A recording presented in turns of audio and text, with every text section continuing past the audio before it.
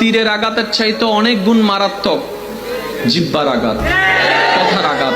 কারণ তীরের আঘাতটা দেহকে ক্ষত বিক্ষত করে, একটা সময় গিয়ে সেটা শুকিয়ে যায়, সেটা নিরাময় হয়।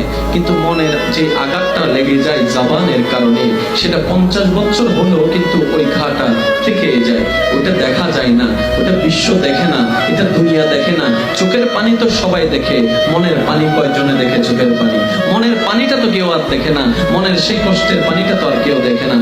তীরের আঘাতের চাইতে অনেক গুণ মারাত্মক জিহ্বার আঘাত, কথার আঘাত। কারণ তীরের আঘাতটা দেহকে ক্ষত বিক্ষত করে, একটা সময় গিয়ে সেটা শুকিয়ে যায়, সেটা নিরাময় হয়। কিন্তু মনের যে আঘাতটা লেগে যায় জবানের কারণে, সেটা 50 বছর হলেও কিন্তু ওই ঘাটা থেকে যায়। ওটা দেখা যায় না, ওটা বিশ্ব দেখে না, এটা দুনিয়া দেখে না। চোখের পানি তো সবাই দেখে, মনের পানি কয়জনে দেখে? চোখের পানি, মনের পানিটা তো কেউ আর দেখে না। মনের সেই কষ্টের পানিটা তো আর কেউ দেখে না।